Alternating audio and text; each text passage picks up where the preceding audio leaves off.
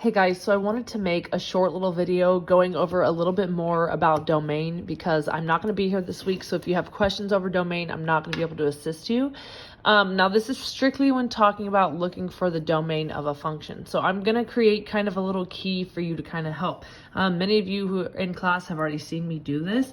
So anytime it's asking for a domain and it's in some sort of a fraction, where n is just some number, whatever the number or value or variable is, it doesn't matter, it's the numerator, so we're not looking at it. So strictly for domain, we are only looking at the denominator of a function.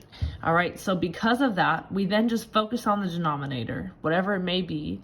The denominator cannot be 0. All right, so what that means is we would then just look at x. X cannot be 0 for that for this specific type of function where it's a fraction. Okay, and I'll work one or two examples over here of like full-on problems. So then we look at when we have a square root of x plus 2, whatever that may be. That's just an example. Then we would set it equal to the domain having to be greater than or equal to 0. It can be 0, but it cannot be negative. So square roots can't be negative.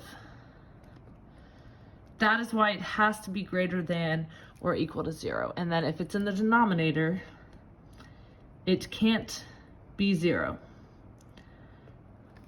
All right, and then I think the last one we'll see that we saw in the notes was some sort of number over the square root of some sort of equation. So not only do we have the square root, but we also have a denominator to look at. So because of that, it can't be 0 and it can't be negative, so it has to be greater than 0.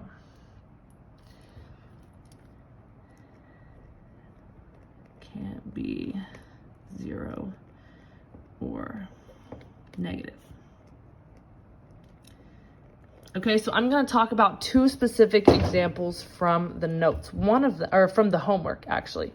One of them, and we'll just go ahead and work it. I'm just going to create it. Kind of looks like this. We have one that's like 1 over x plus, let's say, 3x squared over x plus 4. So there are some that look like this, and it says find the domain. Well, there's two. What do I do? So you're going to look at these as two completely separate things. So we're going to look at 1 over x for one domain, and we're going to look at the 3x squared over x plus 4 for a separate piece, okay? So again, we're just gonna, because we're talking about domain, we're pretty much just going to look at the denominators here, only when it's saying domain. All right, so because of that, we have a fraction. That's our first one here. They cannot be 0. So x cannot be 0.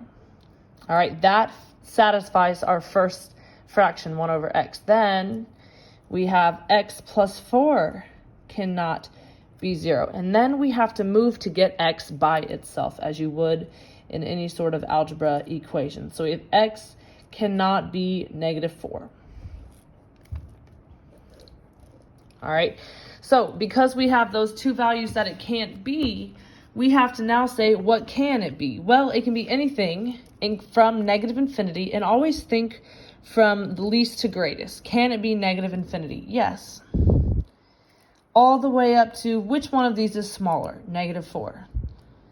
It cannot be negative 4, so then I put a parenthesis because it cannot be negative 4. If it is a bracket, that includes negative 4. If it's a parenthesis, it can be negative 3.99999, but it cannot be negative 4. All right, we put our little u for our and then we have to cover all the numbers in between negative 4 and 0. It can be negative 2, it can be negative 3, it can be 0. Or it cannot be 0. Sorry about that. It can be everything up to 0. So we have to include those numbers in between. And then we include everything from 0 to infinity. All right, so every time you find two values that it cannot be, you will end up with a domain that looks exactly like this one. All right, and then one more example we're going to work for domain is a polynomial. So this is like directly from the homework. It's like x squared minus 3. I don't really know what the numerator was. All I know is that the denominator was x squared plus 5x plus 4. And whenever we have a polynomial on bottom, we got to FOIL it, or we have to factor it in order to find an x plus or an x minus. So we have 4, and this would be 1x. So we multiply the first by the last, which is 4. 4 times 1 is 4. And then we decide what two numbers can multiply together to be 4. We have 2 and 2, and we have 1 and 4. Which one of these options can we add together to create 5? And that would be 1 and 4.